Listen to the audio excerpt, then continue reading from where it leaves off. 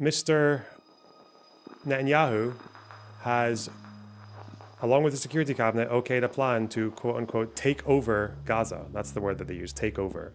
It's going to involve, first of all, an offensive into Gaza City.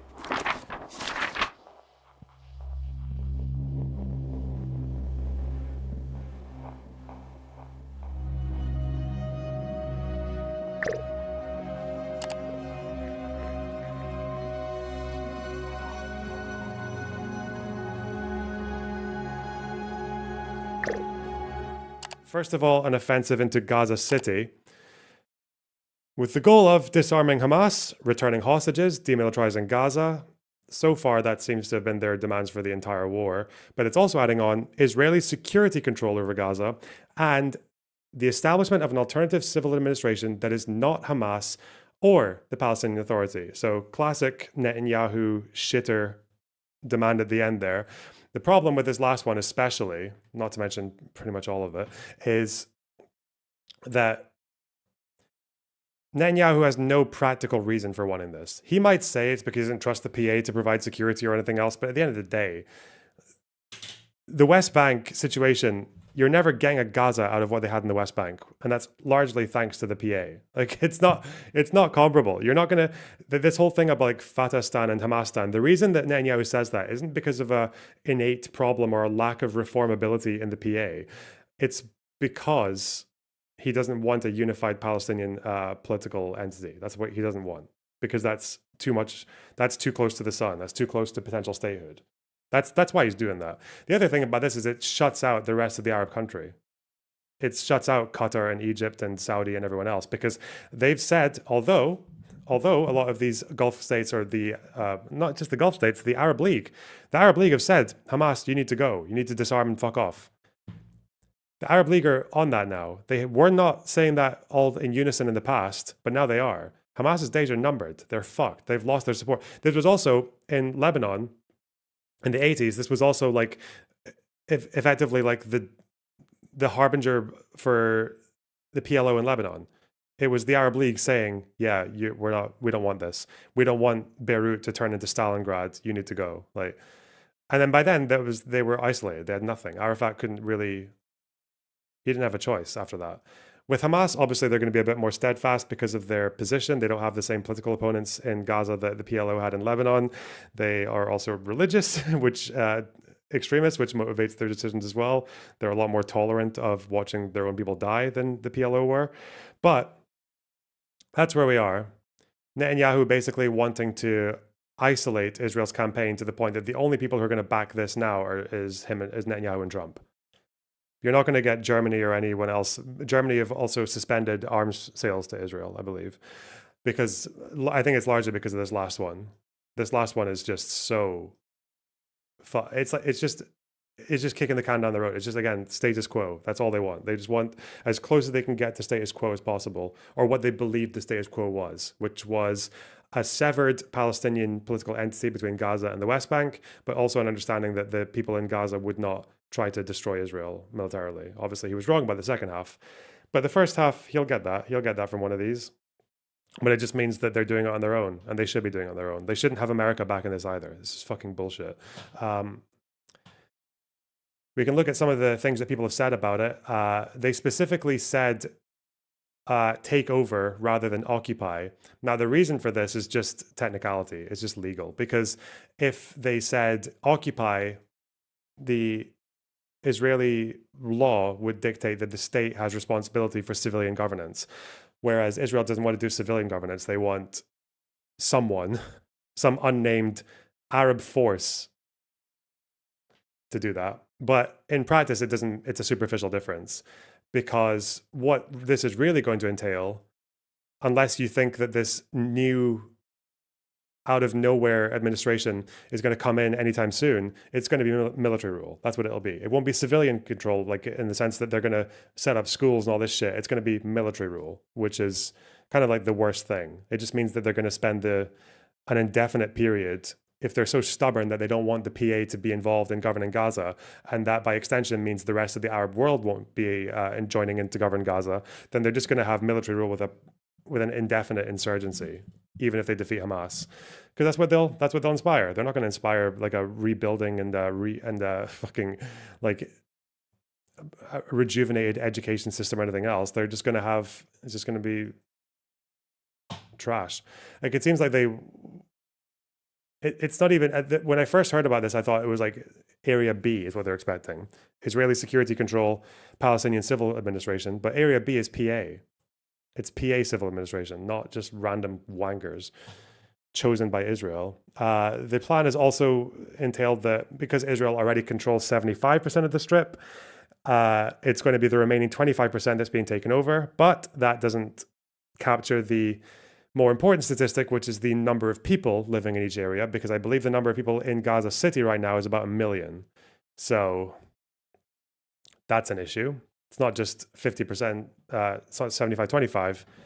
It's half the population are in these areas. And that's not even to mention the refugee camps in central Gaza. And I guess like Deir al-Balah would be involved in that as well. But the first full-on operation they've okayed is Gaza City. They have also mentioned that they're going to provide aid to civilians outside the combat zone. So as well as the Gaza City assault, they're going to have evacuations and they're also going to accelerate humanitarian aid. But it's going to be going through whether it's going to go through the GHF or some other mechanism, we don't know. Because if it's through the GHF, like what they're just going to build up more locations, then that's a problem as well, because those locations are horrible. They result in people getting killed. They're not helpful. They're not efficient. They're trash. 1 million, bro. It was 2.1 in 2023. No, in Gaza City, you idiot. Pay attention. Fuck. Anyway, Lapid, Israeli opposition, has said the plan is a disaster and it's exactly what Hamas wanted. I don't know why he's saying that second half. Maybe because at least with Hamas, they know from statements like from the UK or from France, Hamas seem to be in this position now where they believe that they can just hold it out. They can just wait out and then they'll get state recognition, especially from the UK in September, which is what Keir Starmer has said. Smotrich, with a more clear attack on the plan, is upset because it doesn't involve annexation. It's not maximalist enough. Smotrich is actually threatening, I think it's an idle threat, he's threatening to dissolve the government because all they need to do, they don't have that many votes, the Religious Zionist Party, but they do have enough to keep Netanyahu's majority. So if they pull out, there's low majority, they have to go to elections. Another Religious Zionist Knesset member, Zvi Sukkot, has said that in no ambiguous terms, it's either Gaza conquers us or we conquer Gaza. Smotrich gave a fairly long address. This is what he said. The time we proceed with a clear, sharp move towards a decisive outcome and victory, ending with Hamas's complete surrender and the return of all the hostages at once, or with its defeat and total destruction. Annex large parts of the Gaza Strip and open its gates to voluntary emigration. The Prime Minister and the Cabinet succumbed to weakness, let emotion defeat reason, and once again chose more of the same, to launch a military move whose purpose is not a decisive outcome, but only to pressure Hamas into a partial hostage deal, stating clearly that if Hamas agrees to a deal, we too will agree to stop again, withdraw again, and allow it to recover and rearm again. This is referring to the fact that they said that they're going to not do the Gaza operation is contingent on Hamas giving up the hostages. Now the problem is that they know Hamas won't agree to this. I think they're going to want to go into Gaza regardless. Like they give them an offer that they will always refuse. That's kind of where that's happening. With the IDF, another big issue is that the IDF have warned, because again, the IDF leadership is not quite as insane as the government right now. They have warned that this particular plan would risk the lives of hostages and also spark humanitarian catastrophe because of how many people are in Gaza City. And also because Hamas have already warned that if people get too close to them, if they advance in their positions, they'll just execute the hostages. They did this in Rafah already. They did this in Rafah last year. You know, the 6 hostages who were killed in that tunnel? That happened because IDF soldiers went too close to a tunnel that they didn't know had hostages in it, but they got too close, and then the Hamas guys executed the hostages because they couldn't move them around quickly enough. They were a burden. They thought just better to lose them to deter those advancing. So as far as we know from Trump, Trump has just said, yeah, they're going to do what they're going to do. He doesn't really support or oppose it, which basically means he supports it. He's just okay to let it happen.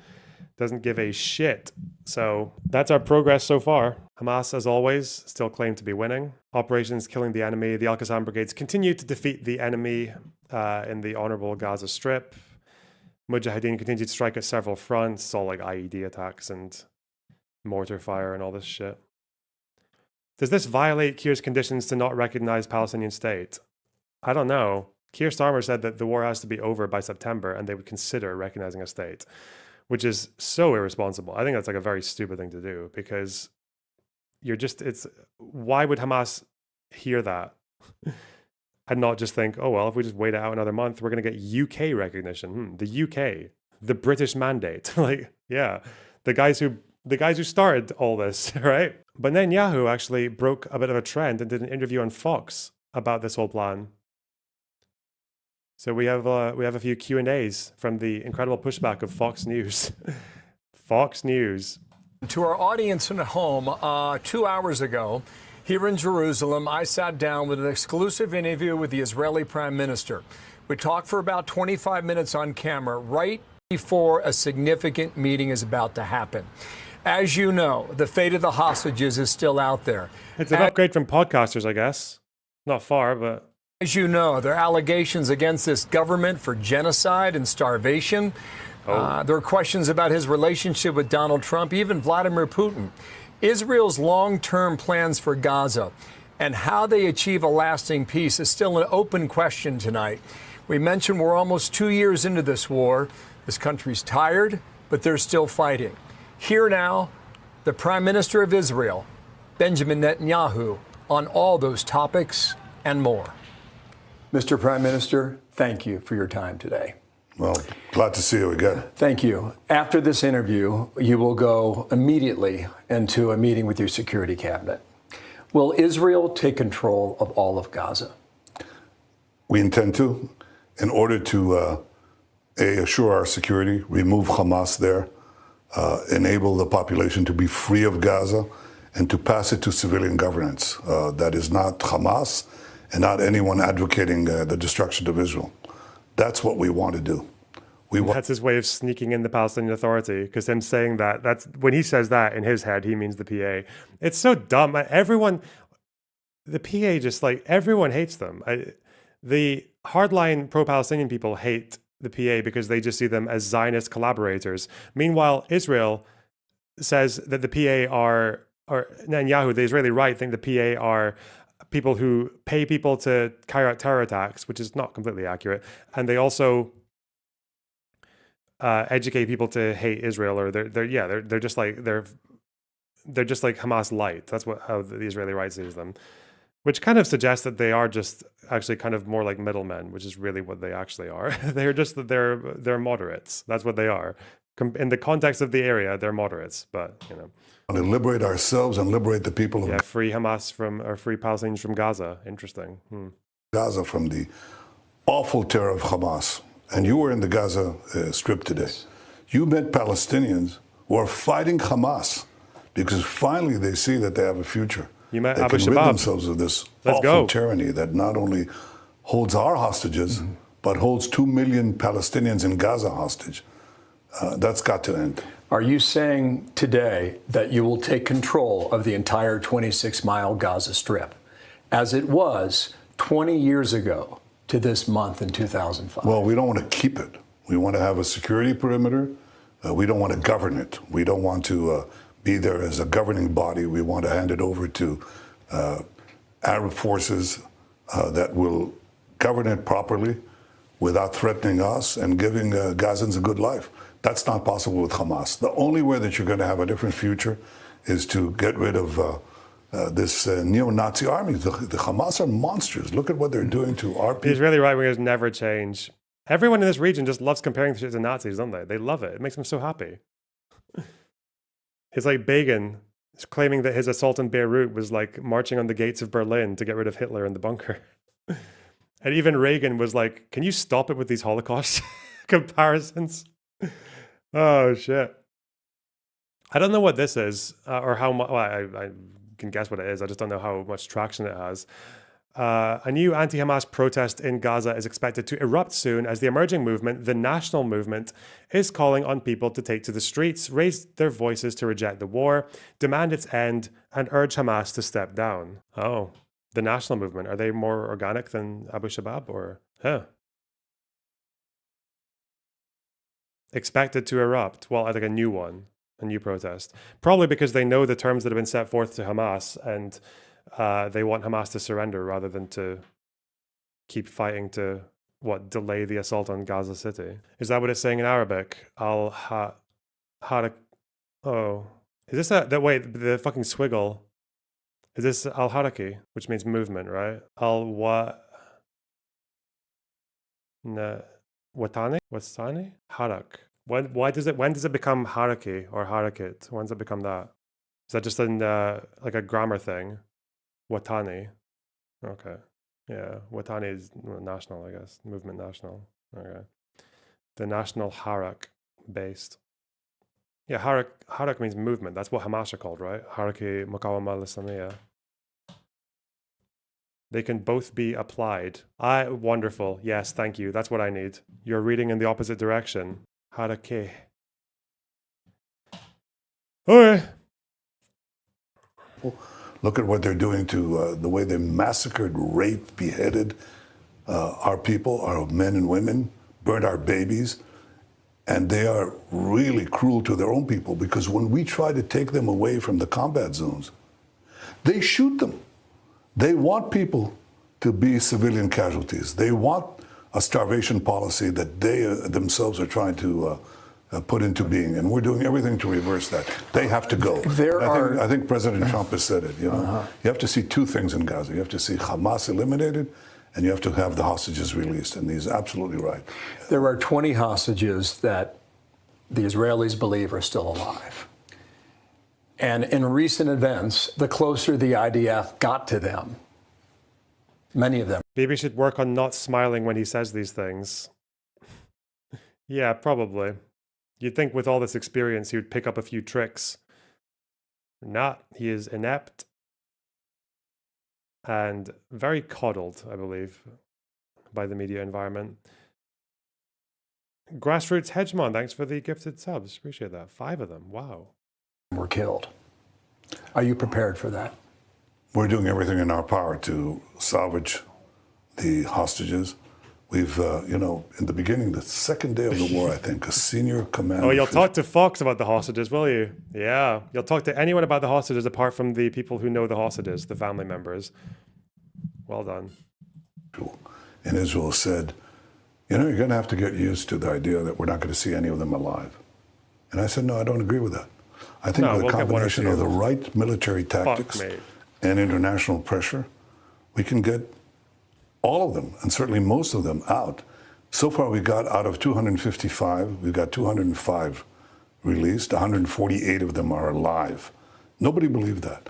And I believe we can get the others, but we have to combine the right tactics, military tactics. Without military pressure, nothing works. Yesterday, I spoke with Laron Berman.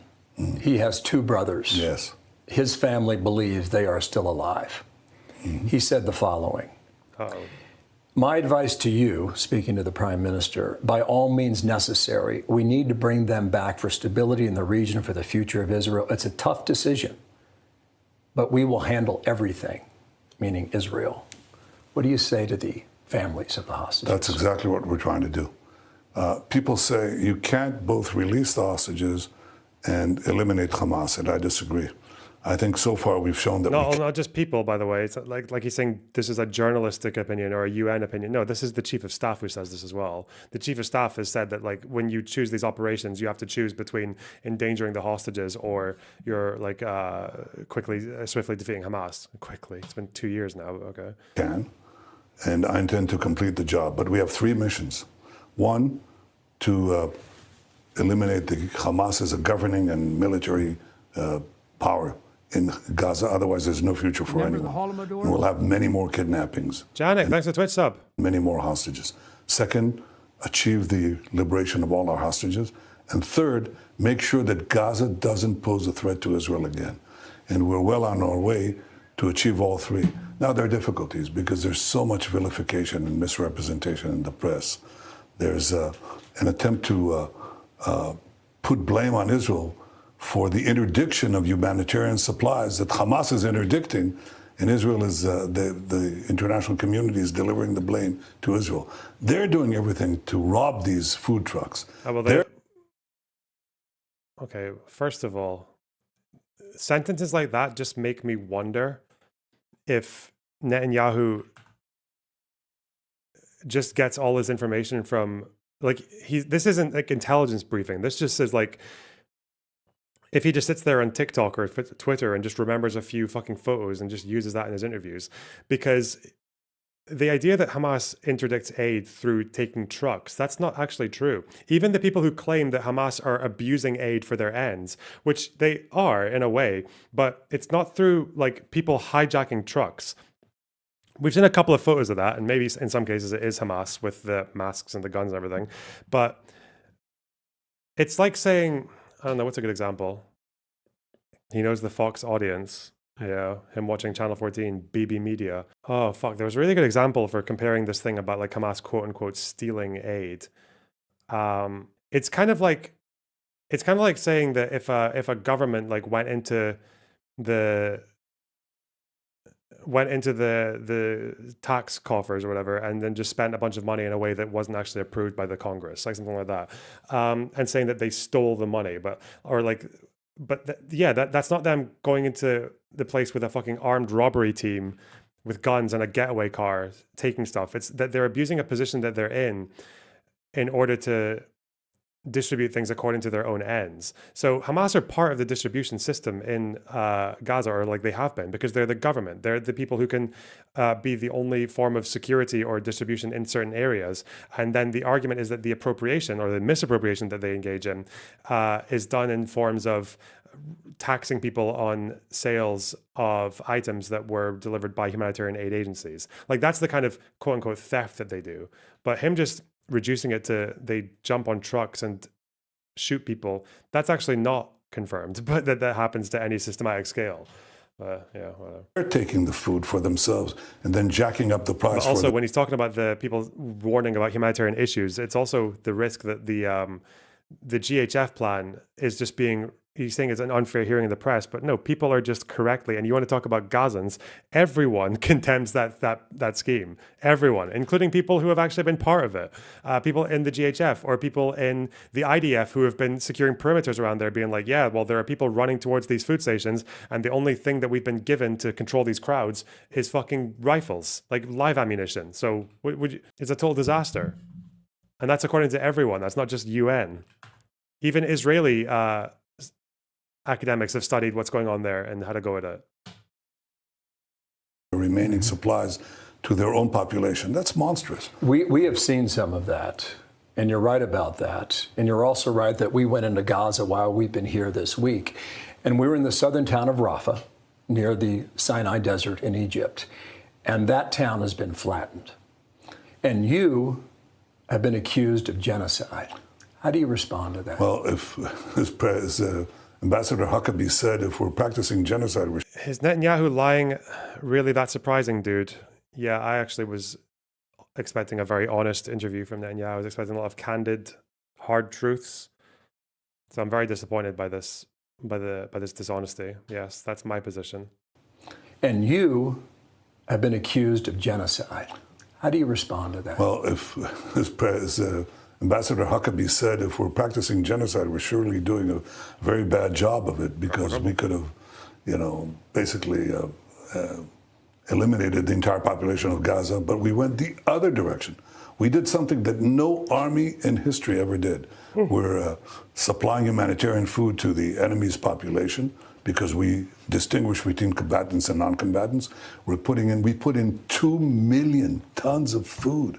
I mean, if we wanted to commit genocide, we wouldn't give 2 million tons of food to the population. And also, the reason you see the flattened buildings is because Hamas booby traps every single building. So when we come in, we first have the population moved, even though Hamas tries to keep them in the combat zone. Again, they're also bulldozing entire neighborhoods because they want to set up security corridors. Like Netzarim used to have buildings in that area and they don't exist anymore. And this was after they'd been cleared of booby traps. It's not just like, it's not like every destroyed building is because of a fucking booby trap. Jesus Christ. Like, okay. This guy, man, this guy. But after they move and we start to move into the neighborhoods that are now populated only by terrorists, they ignite these booby traps. So what we do is we put in an APC, an armored personnel carrier, with a lot of explosives, detonate it. It sets off all the booby traps, and the buildings begin to collapse as a result of that. They're empty buildings. They're not populated buildings. Secondly, they've built this underground terror tunnel network with billions of dollars that they had. They didn't build Gaza up. They built a Gaza terror city underground. So we now detonate that's a good little propaganda the tunnels. clip. The tunnels. They didn't build up. They built down into the ground, into the tunnels or below. Good one. Good meme. He's just like, I feel like his messaging is just like 1980s advertising. He's just never grown out of it. Explode, and they take down the buildings that are above the tunnels. And the reason you see this devastation is not because Israel is wiping out these structures filled with civilians. It's because they've been booby-trapped by Hamas, and that's the kind of warfare that we have to win. I'm hearing you say that you deny this charge of genocide. Totally. That's what you're saying. Totally. But last week, and you referred to it a few moments ago, President Trump mentioned the word starvation. And he pretty much said it is what it is from his observation, looking at video and pictures. Were you surprised by that? No, look, I think President Trump has been terrific. He's supporting us in so many ways. And he understands that we have to get rid of Hamas. He understands that Hamas is also using their own interdiction tactics to prevent humanitarian aid going. So there's been shortages, no question about that. There's been also suffering. And what I intend to do with President Trump... There's also shortages because you decided to put a shit ton of aid in during the ceasefire and then blocked aid for months, knowing that Hamas would interdict aid. That they would misappropriate. Interesting, Bibi. Interesting. Can't imagine why that would be a problem. We talked about that and agreed upon that, is to overcome this with a humanitarian surge. So we're opening up safe routes through which aid trucks can go through. We're going to try to quadruple the distribution points that are manned by Americans. And they're doing a hell of a job distributing food to Gazans without Hamas taking over the food. And that's really what we're doing. And airdrops that we intend to do, we're already doing. And we invite other countries to join us. So it's Israel that's doing now, and has been doing for some time, an effort to give humanitarian aid to the population without letting the Hamas terrorists take it, steal it for themselves, and sell it at exorbitant prices. Has President Trump given the green light for your plan to take over the remaining 25% of Gaza and occupy all of it? Well, you know, he understands that it's Israel who's going to do the fighting. It's not American soldiers. Did he give you a yes? Well, he just says, I know just Israel said will whatever do what it has the fuck. to do, and we haven't got into that kind of discussion. Not a yes or a no. But we have gone into a discussion on two things. One, the humanitarian surge that we're going to do, which will precede our final military action, because I want the population to be in safe zones, to have food, water, sewage, electricity, medical help. I want to free 2 million Gazans from Hamas terrorism. The second thing that we agree on is that the day after has to have certain principles. I'm not talking about a detailed plan yet because I think that'll be developed. But the 5 principles, the key principles are these. 1, Hamas has to lay down its arms. 2, Gaza has to be demilitarized. 3, all the hostages have to be released.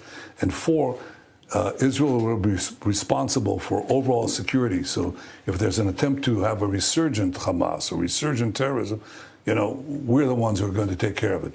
And 5, let Gaza be governed by a civilian authority that is not Israel, because I don't want to occupy Gaza forever. I don't want to govern Gaza. I want to have a different governance there that basically is willing to live in peace with Israel and give Gazans a different future. That's entirely different from these unbelievable lies that are leveled against us, frankly against me too, by the international press that doesn't care to check the facts.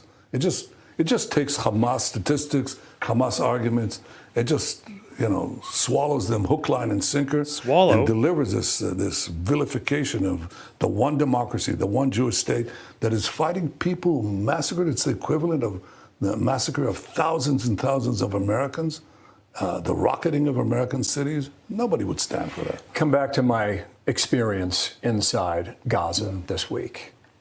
We went to an aid distribution site, food distribution site. Your own soldiers have been accused of killing innocent Gazans who are in line for food. That's the accusation, almost on a daily basis.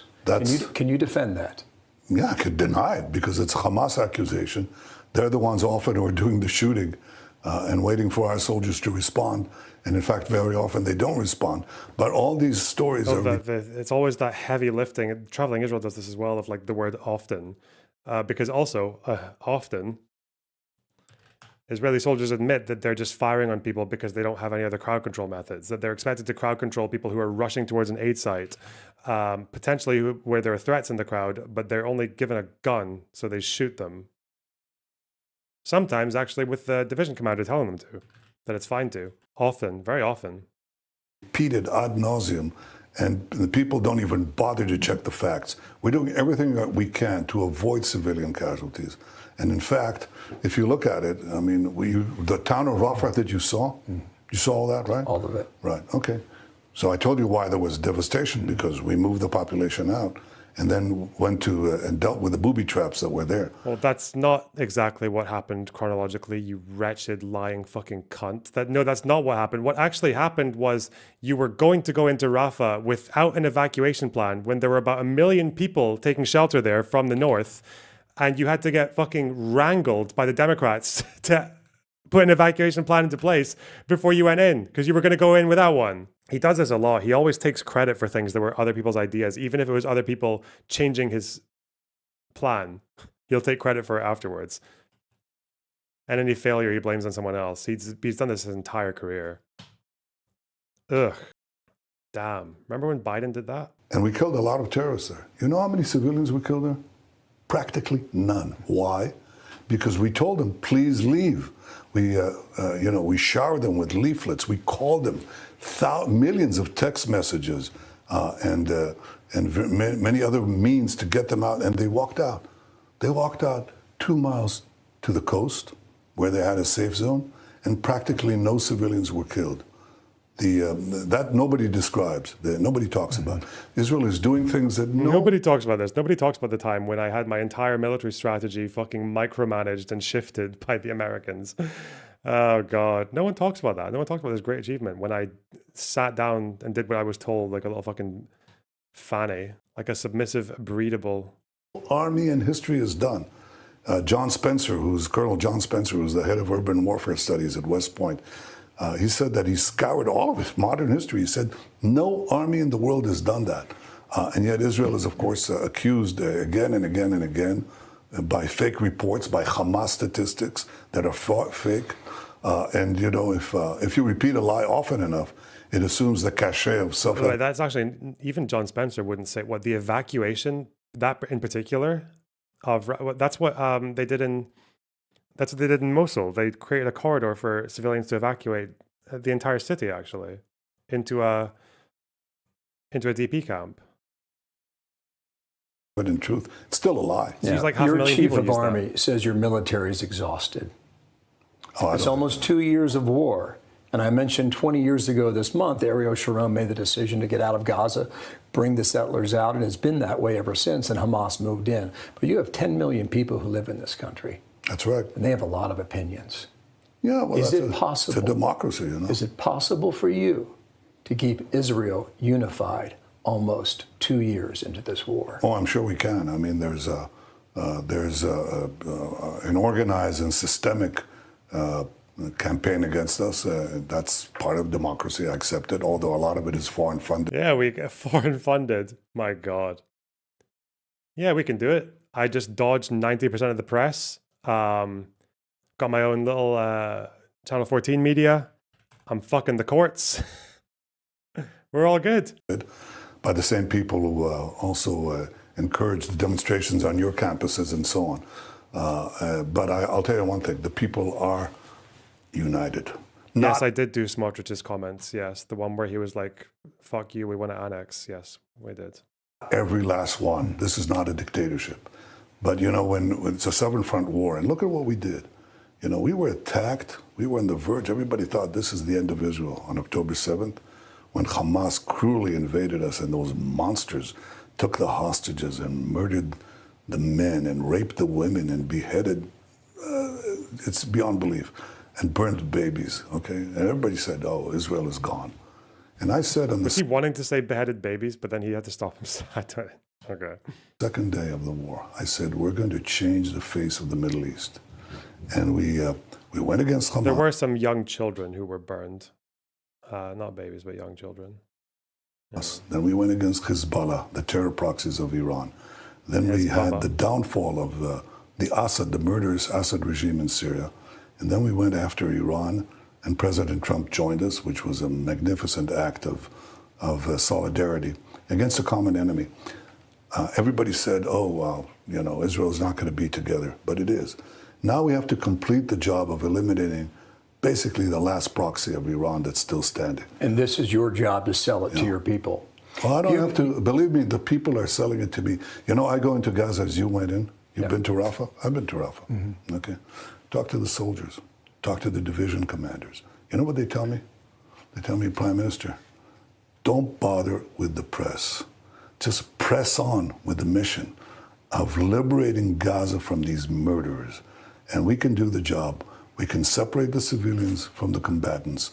We can eliminate Hamas. We can liberate the remaining... Yeah, someone in chat's alluding to it as well. Like from October 7th onward, Bibi was not controlling most of the decisions by the IDF. This has been spoken about by quite a few top officials, that what happened after October 7th was Bibi was basically just spurging out over his general staff and telling them to find more targets, just kill more people, find more targets. And they were like, what the fuck are we doing with that information? And for quite a lot of that war, the IDF just kind of had to go their own, had to just do it by themselves. They had to just come up with these decisions on their own because Bibi was giving them like nothing, like no vision, no fucking cohesive plan. Like he was just stream of consciousness. He was just like yapping in vague generalities. And then obviously after things started to come together with the operations in Lebanon and everything else, then he comes in and just takes credit for all of it. Like it's always the same shit with him. Hostages. Let us do the job. That's what the soldiers that cut across. I didn't know he went to Rafah. I'm guessing that was very secretive if he did that. Yes. Doesn't mean that they make it to the mainstream channels. Doesn't mean that they make it to the foreign press. In fact, they don't. But if I had to run the country based on these vilifications, you know, I shouldn't be here. Because leaders should do what is right and what will withstand the test of time. And what will withstand the test of time is that in the hour of peril, Israel didn't slumber like other democracies often do. In the face of this challenge to our existence, we took on a seven-front war, won it, and secured the peace, and expanded the peace after this victory, expanding the Abraham Accords, creating a different Middle East. That's what we're in the process of doing. The last part is hard. He says while he tries to pursue a final state in Gaza that none of the Arab League are going to agree to. Okay. But it's doable, and we'll do it. Let me come back to the Abraham Accords, because the president made news on that earlier today. In America, there has been a considerable rise in anti-Semitism, especially on American college campuses. Yeah. Uh-oh. How did Israel, especially for Americans under the age of 30, young Americans, how did Israel lose this argument? Or maybe the better question would be, how do you win them back? Well, I think we will. First of all, you win by winning and shortening the war. And President Trump has given us the support to finish this war as quickly as possible. Of course, we have to contend with the campaign of vilification that is done by so-called reputable news media. I mean, the New York Times puts out a major story on the front page, a Palestinian mother holding a child, starved supposedly, and then it turns out that that child has cerebral palsy. It's a congenital disease. He has a brother who's well-fed, family is well-fed, but it's put out this thing, and then it corrects it with a denial the size of a postage stamp. Yeah, they kind of did do that, didn't they? They did that a few times where was it the same picture that was circulated where they used someone who had a genetic condition and said that it was like that this was like the general state of Gaza or whatever. Yeah, that was so dumb. I don't know if it's just like like naive, but again, it's the problem when you get these people who just exhaust all the fucking vocabulary for stages of escalation right on day one, where you've got famine comes into the lexicon like in the second week of the war, and when genocide comes into the lexicon, I guess on day two. I think that as I first heard people saying it, and you reach this problem where when an actual like serious escalation in humanitarian failure happens and catastrophe, and very very easily avoidable as well, you get the situation where people don't know what to do with the information because some people they saw the attack on fucking the GHF, and they just thought, well, this is just the UN saying what they always say. This is just them saying that there's like this was just them saying that there's that these are famine conditions and there's a hunger crisis, but then the IPC will just do a report the month later that contradicts these warnings, and they'll just keep doing that. But then obviously that's not what happened. What happened there was that there actually was a quite widespread hunger crisis, especially in the areas where people were going to get food from GHF, and not to mention all the shootings, and not to mention, but then also, do you know who else? Remember, I was like predicting what happened with the GHF before it happened. I said exactly where it's going to fail and why, and I was right to the fucking dot. It wasn't just me making those predictions, it was also UN officials, because there were some very basic things about humanitarian aid distribution that were being ignored by the GHF's plan, and they issued out those warnings. The problem is that a lot of these people were carrying the same badge as people who had been warning that famine was imminent from like week 2 of the war, so no one listened to them. Well, that's what happens. That's like the price that you pay if you want to actually push forward advocacy and influence politics in a way that could actually help these people. These people just did the total opposite. They just turned it into some fucking like virtue circle where people can just like leapfrog each other into who can say the most extreme shit. And at the end of the day, what you had was you didn't have a political movement, especially in America. You don't have a political movement. You have a club, an exclusive club that pushes people away from you, not towards you. That's it. That's what they did. Remember that operation in Rafah that Bibi is now taking credit for, because they did actually evacuate like quite a lot of those people, like almost the majority of those million people. But they were originally not going to do it. They were originally not going to do that. It was because Biden was there to push them on the flaws in their plan that they did it. Can you imagine if we had that there, say, when the GHF was about to come in, when you had those like very sincere and very correct warnings in place that could have been communicated to Israel and pressured by the government, but we didn't have it because, again, like because of this culture that is owed in no small part to the people that have dominated this like anti-Israel narrative for the last 2 years. Buried in the back pages. No, we can't work by lies. How do we win? Eventually the truth gets out. It takes time. People will see the humanitarian surge. People will see our efforts to prevent civilian casualties. People will compare what has happened here to other urban warfare sites that were not. And they excuse it as well. Like this person in chat, like Rumble Tumble, just justifying it. Yeah, it's okay to lie. It's okay to misreport. It's okay for the IPC to say, we can't find any evidence that it's reached the stage of famine. But also 1 week later, or like a few weeks later, then you've got the special rapporteurs just putting out a press statement, regardless of what the IPC says, and being like, yeah, there's actually a famine. It's everywhere in Gaza. Fucking Albanese and all these like fucking hack morons. You think that's justified? Fuck me. As dense, as difficult, without this 50 meters below ground. You need trust. Tunnels. You're going to be the international community calling out Israel. You need trust. You don't need hyperbole. You need trust. You need trust, and you kind of also need an American president there who's going to act on that messaging. And you kind of just like fucked both of them. For what? To tone police center leftists. And to scare everyone the fuck away from supporting you if they don't agree 100% with your like insane fucking dogma. Well done. Yet Israel will triumph. All the political capital will in the succeed world. in this mission. And most of the people, I can't say Fisted. 100% of the people. Are they lying? Yes, because if you bother to read any of those reports instead of just coming in my chat and spurging out like a fucking idiot, you would know that they lied. Yes, you would know that they constantly lied about the pre-war number of trucks, and then, which by extension lied about the number that was needed in the present day, which also ended up being that they were misrepresenting where exactly the problem lay.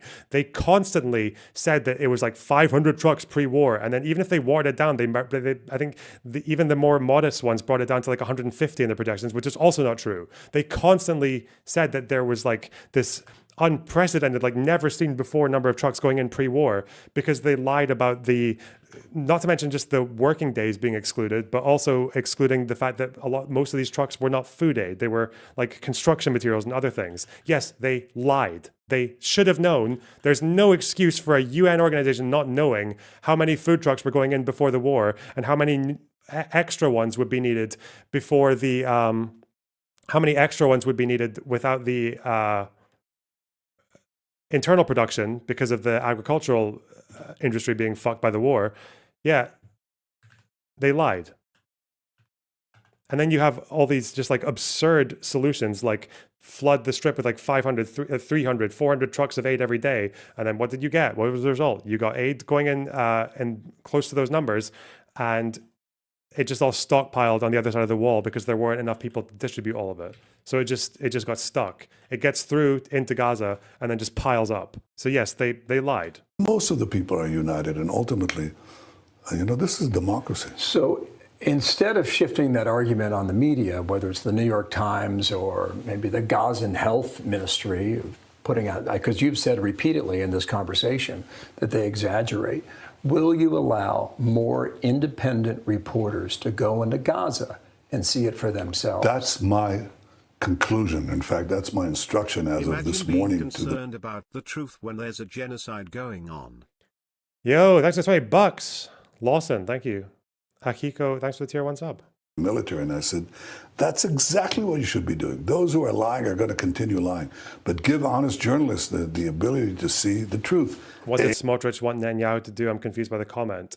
Smotrich wants Israel to annex Gaza. He wants it to become part of Israel and to kick out all the Gazans. Netanyahu's proposal and the plan that he has okayed through the cabinet is one of Israeli security control and civil administration by someone, which is different from the annex. Because remember, Smotrich is like an arch settler. Okay, he wants the government to settle Gaza, and the policy that Netanyahu is putting forward is going against that. So far, that's what Smotrich is upset about. Yeah, that's what he's. Yes, he's an arch settler. Yes, I will use those words. Get fucked.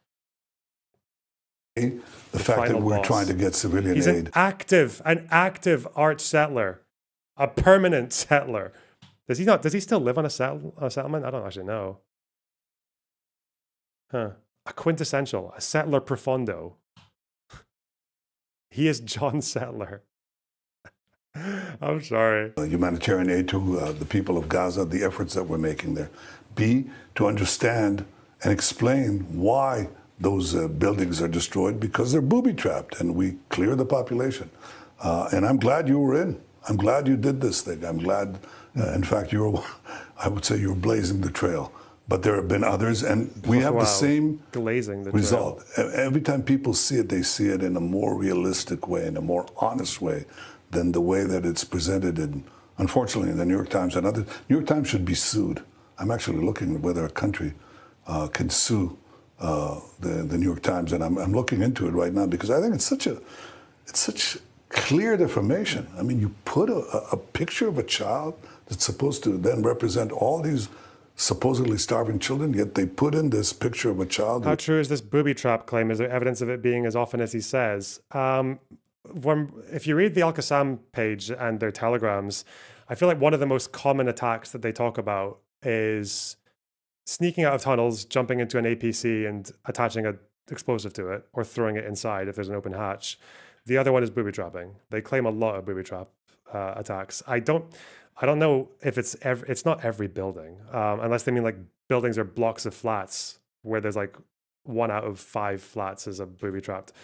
We know they booby trap a lot. I don't know if it's not every building though, no. But there are a lot of them. There are, and it seems like the IDF and Hamas both agree on that they are everywhere, just not that they're in every single building. It's just like an exaggeration. They do it a lot. But yeah, you can find clips of Sinwar talking about how they have thousands of traps all over Gaza. You can have the IDF saying it. You can have soldiers saying it. Yeah, they do have traps, but they just don't. Yeah. Appreciate the rational coverage on Repeating these muddy myself. topics. Lupin. I am definitely more pro-Israel than you, but I enjoy challenging my biases and always find your coverage balanced and good faith. Keep up the good work. Wow, thanks for $20. You said Bibi's plan goes against annexation. What did you mean by that? Well, the thing is that Smotrich wants annexation now. He doesn't want any government okaying civil administration. He doesn't want the government okaying that it's going to limit Israeli occupation to military rule or anything like that. That's what they don't want. Yeah. I mean, he's threatening to fucking hang the government over it. So I don't know. Who edits the Hamas propaganda videos? I don't know. An editor, I guess. Hello, Sev.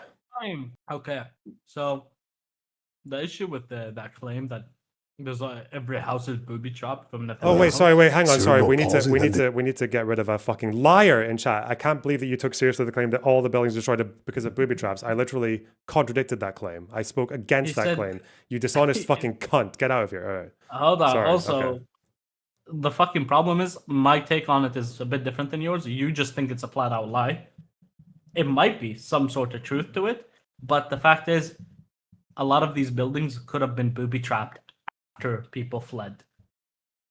By what, Hamas? By IDF or Hamas? By Hamas. Yeah. No, Hamas. Like they could have been like, because like it is kind of crazy to think that 50,000 Hamas fighters has booby trapped 2 fucking million homes or like 500,000 homes. So the reality is, it's probably in an area that's like, it's gonna be fighting area.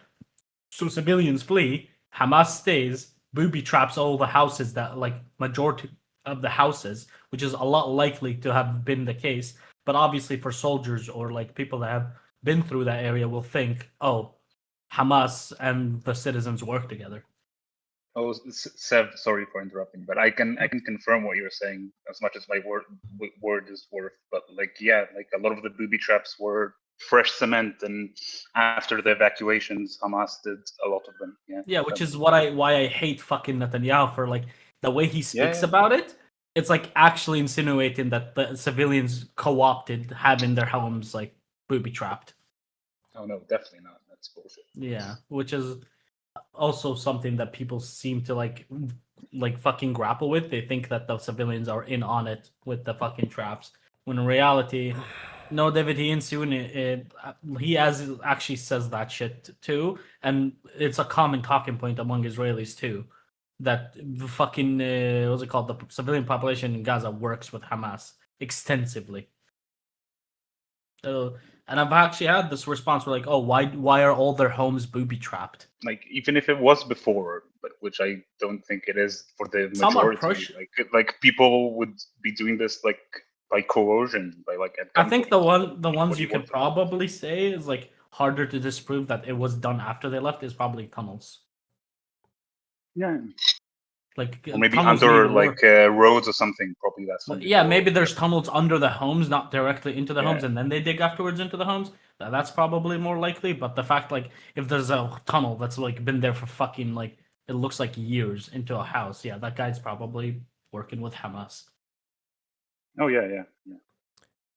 Chat, there's 3 more super chats needed for the goal. Teal or above. We got 3 minutes. We need 3 more. 4 minutes, sorry, for 3 more super chats. God damn it. For someone that makes fun of TikTokers and how about like, thanks for the galaxy, guys, you do the same exact shit. Yeah, but I do it in a more mean way. Okay, I coerce. I don't ask. Yeah, you guys are broke. I don't ask. I demand. Okay. Give money now. Yeah, shit. Enjoy your BB, fucking slob. I will. Let's go. They took another picture somewhere else in other media. A child who had cystic fibrosis, got nothing to do with starvation, or another child that we actually sent to Italy to be cured And Israel is accused. But still, you concede there is suffering on behalf of there is people suffering in Gaza. Yes, because Hamas is interdicting aid, exactly. And what we're doing is overcoming it. That's it. It can't possibly be that this all escalated around the same time as we were into your fucking GHF plan that everyone condemns. Can't possibly be anything to do with that, buddy. Ugh. I don't deny that there's suffering. I want to end the suffering. And I want to end it by ending Hamas rule. Would you like to be governed by 20,000 armed monsters who shoot you in the back of the head if you try to leave a war zone? Who shoot you if you say, I want to have my freedom from Hamas? We now have Gazans fighting Hamas. They finally have the courage to do that because they see that Israel is progressing and they think that we're going to win. So they're not afraid anymore to stand up for their own rights. And they have their separate schools, they have separate programs, because they don't want to educate their children for endless fanatic warfare, which is what Hamas is teaching. Hamas is saying, death to Israel, death to America. They hate everything that a free society stands for. And ultimately, the people of Israel understand it. And I think ultimately, the free peoples of the world will understand. I have one more question, but I want to clarify something if I could. Taking credit for their protests. It's so fucking gross, man. It's also endangering it further to the protesters as well, because like the protesters, the worst thing for them is for people in Gaza who are on the fence to start associating them with Israel. Like you shouldn't say anything about the protest. If you're Israeli, just don't say a fucking word about them. Don't say anything. Don't say you support them. Don't say you oppose them. Don't give them advice. Don't take credit for them. Don't say anything. They don't exist to you. They're not supposed to. Like, stop. Anyway. MH, thanks for the $5. Fizz0, thanks for the €6. Dwayne, thanks for the $5. For only 10 easy payments of $5, you could have the dopamine hit of reaching the goal and supporting the streamer, man. True! Yeah, don't commit your war crimes on camera. That's exactly what I mean. Yes. But do loads of them off camera. Based in a video game. Wow. YOLO Swag, thanks for the $5. Hey, make a new goal. Just reached your last one. Jacob, thanks for the $5. YouTube keeps blocking all my damn paid messages. Wait, really? How? Huh. And Dingus, thanks for $4.99. Hey, Sev, how's that Lornabox Baldur's Gate playthrough? I'm so sorry. You've said a few times now that the buildings in Rafah that we saw had tunnels underneath them. Yeah. There's no way for us to see that when we're there physically with our own eyes. But you're saying all these buildings were booby-trapped? All. And they were not hit by the Israeli Air Force? Even the Fox guy is like, wait, you're saying all of them? You know you're full of shit when the Fox News guy is starting to pick holes in you. It might not even be it's probably not even the majority of them. From what I've heard from people who are fairly pro-idea, they'll say like 1 in 3, and that's houses that they operated in. That doesn't count all of them. So that's not even close to majority. No, what I'm saying is because it is building after building. Well, these house after house. Remember, these houses are emptied of population. In the beginning of the war, I remember my visit to Washington, and I was told under the previous administration, they said, there are 1.4 million people in Gaza, in Rafah, because we moved the population away from war zones, and they all concentrated in Rafah. Then we wanted to eliminate Rafah. It's like, we were told, don't go in there. And I said, what do you mean, don't go in there?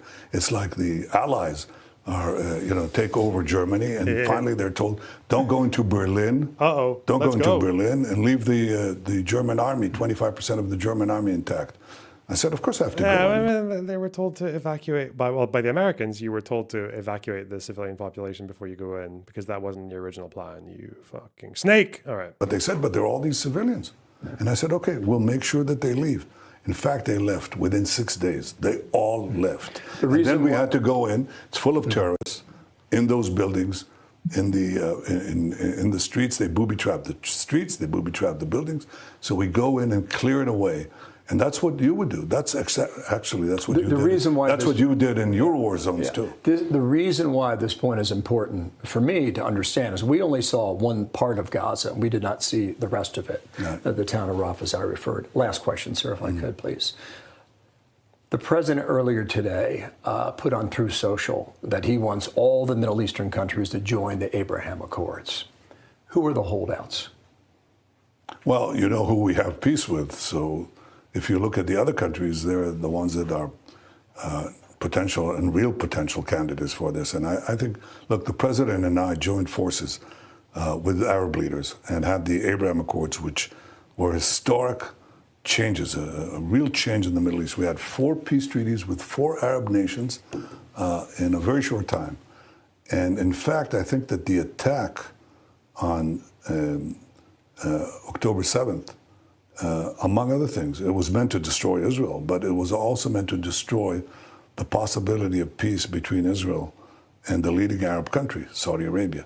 So obviously we like to see, with the elimination of Hamas and the Iran terror axis, which has been our war. Our war the last 2 years has not been with Hamas only, it's been with Iran and all its terror proxies and its attempts to develop nuclear weapons. Other than Iran, who would be a party to this deal? Well, Iran could be too if the people of Iran rise. Is that an invitation?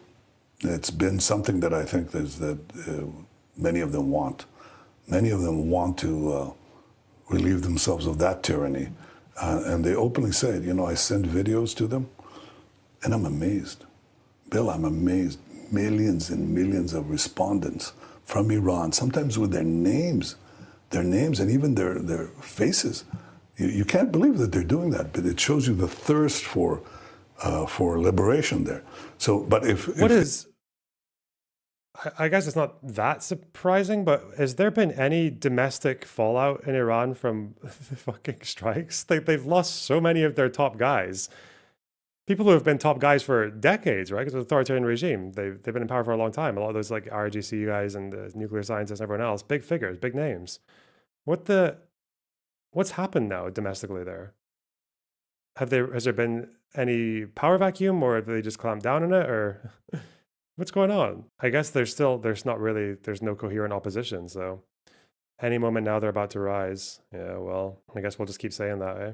The liberation of Iran will happen because we delivered a very strong blow to Iran's seeming invincibility, and the people will rise from within. But who are the countries that we know we could make peace with once we finish the war in Gaza? Yeah. I think there are at least 5 or 6 countries here in the Middle East. And President Trump and I have talked about it a great deal. And he's been just an unbelievable partner. When did you talk to him last? A few days ago. Okay, so this week. No, I think it was last week. I think, but we talk every week or so. You talked to Vladimir Putin recently. Yes. A couple times. Yes. Is that correct? Yes. What did he tell you? Well, I can tell you what I told him. I said that I took note of the fact that he said that Iran should not have nuclear enrichment, which is the American position, and our position. I thought that was very good.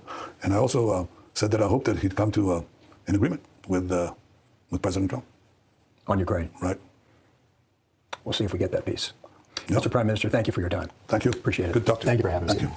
So far as we can tell, it's the first time he's been asked directly about the allegations of genocide and also the allegations of starvation in Gaza. While that's happening, Sandra, there's a lot of reaction globally, as you can imagine. Gaza is within Gaza, Hamas, with many of their leaders in Qatar, have already responded saying that this new offensive shows Netanyahu's aims to sacrifice the hostages and serve his own personal interests. So we're reaching that point right now where we'll get reaction from the Security Cabinet meeting and see what the next move is. Yeah, and the Israeli Prime Minister sending obviously a very firm message on many fronts there, including plans to occupy Gaza, but also on the humanitarian situation with the Palestinians and, of course, the fate of the hostages.